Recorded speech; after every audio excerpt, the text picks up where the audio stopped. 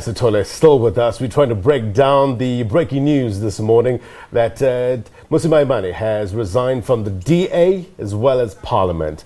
Mike, let me just bring you back into the conversation. Khaya Sithole, before we went to SIPO, said that Mmusi Maimane, if he decides to start this party, doesn't necessarily have the requisite appeal in terms of grassroots appeal. Do you agree? He doesn't have that charisma?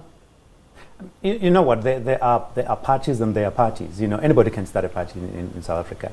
And a lot of the new parties that have been set up actually have not had much of an impact on the South African body politic. So I think that it will depend on where he's wanting to go with it. You know, let me make an example with the racial liberals in the DA. I think they've reached a stage where they are not intending to become the national government of South Africa one day, right? They see their political party as a platform from which to fight against a whole range of programs. Yes, a whole range of programs that they believe the ANC is unfolding or implementing unfairly, you know, particularly against white people. So having a political party doesn't mean that it has got to be big enough to become the national government. It can become a pressure group. You know, small numbers of people can become. I mean, if you look for it, especially because we're now operating under conditions of, you know, the flavor of the month arrangement that we have in our politics is coalition governments. Look at the impact that small parties have had on our body politic because of the coalition government system that we've got. So I don't think that it's so much about the numbers, depending on what he is wanting to do. You know, so he can go ahead and have his small. I mean, if you look at a party like the AIC, for example, you know, that party does not really have their reason for existence is because they were having a problem of demarcation. You know, but essentially, a lot of those people would have come from the ANC. You know, there's no ideological divergence there. Khaya, we're talking about developments within the Democratic Alliance, but the impact is really on the national political landscape. One of the things that the DA Organizational Review report highlights is that the Democratic Alliance was not sufficiently prepared for the ascendancy of Cyril Ramaphosa into power. Does this strengthen Cyril Ramaphosa's hand, these developments within the Democratic Alliance, and how do they impact the general political conversation in the country? Look, I would not say it strengthens Ramaphosa's hand because then it gives the impression that he's fully in control of what's happening here. But rather what I see is that it then creates much greater anxieties between those disaffected voters who probably in 2016 or probably 2019 were really unhappy with the way the ANC was conducting itself and were entertaining designs on the DA itself. Now, of course, when the DA implodes like this, then and if those people motivated enough to go to the ballot paper next time and they say that between the ANC and the DA I'd rather go back to the ANC, then those are the type of voters that we speak about here. But I think the elevation of Cyril Ramaphosa didn't help the DA in that a lot of their message had been crafted around really the administration of Jacob Zuma and the multiple own goals that it was scoring. And of course it worked well because people could really see what the impact of that is, and they felt that the only way to stop the rot was to vote alternatively. And I think if the Ramaphosa administration doesn't score as many own goals as the Zuma administration, it is incumbent upon the DA to then find a different strategy of still articulating to those same, you know, marginal voters why the DA is the better product at the next ballot paper. But my suspicion is that if Helen Zille is part and parcel of that DA leadership heading to the local government elections and even the national elections, that job becomes a Herculean task, simply because of the nature of the personality that she possesses and how alienating it can be to that particular disaffected constituency that would vacillate between the ANC and the DA. If, however, you're talking about the All right, we seem to have Khaya cut there, but that constituency that is vacillating that he's talking about, part of it is the Freedom Front Plus that vacillated from the DA to the Freedom Front Plus. Do they feel vindicated? No, not really. You know, my sense of the whole thing is that it is important for us to begin to look at the national impact of what is happening, including that vacillation of white voters between the DA and the Freedom Front Plus. I think that after the constitutional negotiations and the elections of 1994, we did not conclude everything that needed to be dealt with, and it's the issues that are causing stress in the DA now. The issue of race, with all the issue of CODESA economic inequality, etc. So it seems to me that whoever was negotiating at CODESA and who negotiated the constitution for the new constitution, the day they finished and the thing was signed off into law, they all went their different ways, and they assumed that the constitution would solve by itself, by virtue of its existence, would solve all these problems. Yeah. And I think that the result of that is that South Africa actually has been marking time since 1994. We have not tried to engage properly as South Africans. You know when you have white people saying that affirmative action is discrimination in reverse. We've got to listen to them and understand why they're saying that. But also to explain, particularly to young white people, that this is our history. These are the things that happened in the past. And it is unjust that this kind of arrangement where black people are the permanent underdogs and white people are on top, it is unjust for that to continue, and it needs to be corrected. So those conversations never happened. Khaya, please just finish that point you were making about vacillating constituencies, especially bringing in that constituency that during this May 2019 election moved over from the Democratic Alliance to the Freedom Front Plus. And if you feel that they feel vindicated taking into consideration developments within the Democratic Alliance now. Yes, so if you look at the report, there are... It seems that we're having a bit of an issue with regards to that. But Mike, just the issue for the DA now is to attract more black people to the party. When you look at what Mmusi Maimane said Kaya's yesterday, back. Let's just... Khaya back? Khaya, you were saying? Yes, I am. Yes, I was saying that if you look at those particular voters, they were actually highlighted specifically in the DA's report to say these are the voters that felt that particularly the alliance with the EFF was not in line with the core values of the DA that they thought they had known. And of course, for them, the only viable alternative was the Freedom Front Plus, particularly because of Freedom Front Plus's position.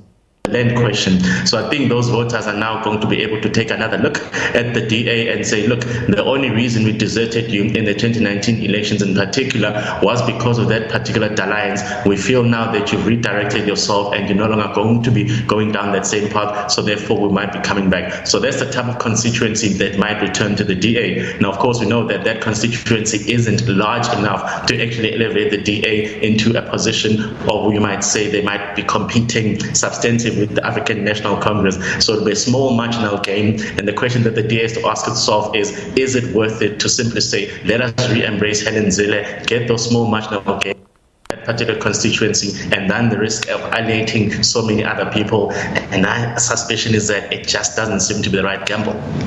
Well, just speaking about, alienating a certain section of the population, when Mmusi Maimane was talking about his relationship with Helen Zille yesterday, he said that they fought a number of battles, and one of them was over her certain comments, and one of the comments was on colonialism, but he said it didn't deter his respect for him. But it didn't help in terms of forging this relationship between black and white in South Africa. What can Helen Zille do now in order to build that trust among the black electorate? Well, I think your question assumes that Helen Zille has got the tone sensitivity to even realize what she's done, to realize how offensive her conduct is towards a lot of black people.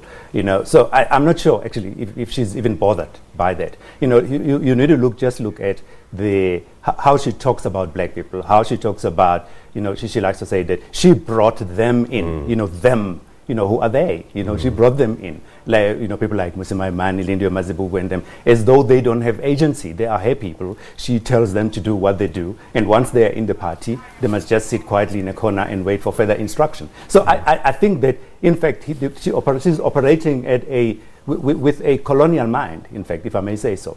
We need to let Khaya go. We've just been told by our producers that Solima Lati will be joining us at 11:15. Khaya, just to wrap up this conversation, your overall thought and just the way forward for the South African political landscape, taking these developments into consideration. I think this week has been a bit of a game changer, and the reason it becomes a game changer is that suddenly we are being forced to confront the fact that race still plays a fundamental part in our political dispensation. And I think for a long time people thought that the Democratic Alliance in particular was the one party where perhaps the issues of race weren't as significantly thought of as they should be in other parties. But I think now that we've seen that even senior leaders of the DA were saying, well, actually, even internally we kept reiterating the message that you cannot divorce the race dynamics of the country from the political dynamics of it, and we failed to such an extent that we've decided to quit. It brings that conversation to the fore. And you will listen, in particular, the Institute of Race Relations has got this wonderful idea of saying that South African voters are way too smart or way too sophisticated to be bogged down by race when they think about who to vote for. Unfortunately, I think that position is unfounded, because for a lot of black voters in particular, there are particular anxieties associated with voting for a person like Helen Zille, particularly when she seems so unrepentant in her position. So I think it would be naive of us to simply think that people do not factor in the racial composition of the party that they're considering voting for. So if that is to become the case, and the DA is obviously moving away from that, it then has to try and figure out how it can still find a way to appeal to the constituency, find a way to find those voters to whom race absolutely doesn't matter at all, and then say to them, we are your party of choice. But this internal civil war hasn't helped, because now no one can dispute that the race issue is a big part of the DA struggle internally. So voters are now aware what the problem is. They're going to then have to apply their minds and say, well, can I endorse a party that actually doesn't think that we've got a lot of issues to deal with when it comes to broken race relations in the country? Thanks for your time this morning, Khaya. Thank you. Mike, look, when we look at what happened yesterday, we saw Mmusi resigning as leader. Now he's resigned from the DA as well as Parliament.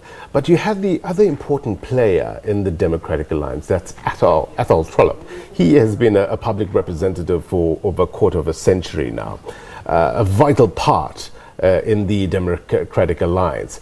He's resigned as the chairperson. We haven't heard anything yet in terms of him resigning from the party. How does the DA lose from having him not being there as chairperson? I think that part of, to a large extent, because of what has been happening, around all the things that have been happening around Helen Zille, it's very easy for us to demarcate the conflict between white people and black people, full stop. But I think that is an oversimplification. Someone like Athol Trollip would probably be sitting more to the left of where Helen Zille is. Athol Trollip has been one of the biggest supporters of Mmusi Maimane, and Mmusi Maimane wanted Athol to become, to come in instead of Helen Zille.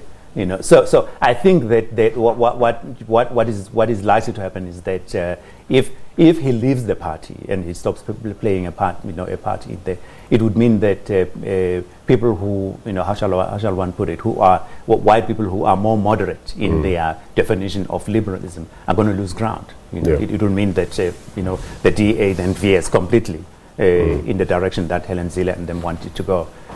But I do think that one of the things that are thrown up by this whole episode, it's a question that is being thrown back at us as South Africans, to say, why is it that more than 25 years later we are still arguing about the issue of race, whether we should talk about race or not talk about race? Why is it that we're still arguing about economic inequality as though it's a moot point, it's a point of debate? Shouldn't we by now have agreed that it is wrong to have economic inequality? It is wrong that black people should live in the shacklands while everybody else is living somewhere else, that they should be paid less than what other people are being paid.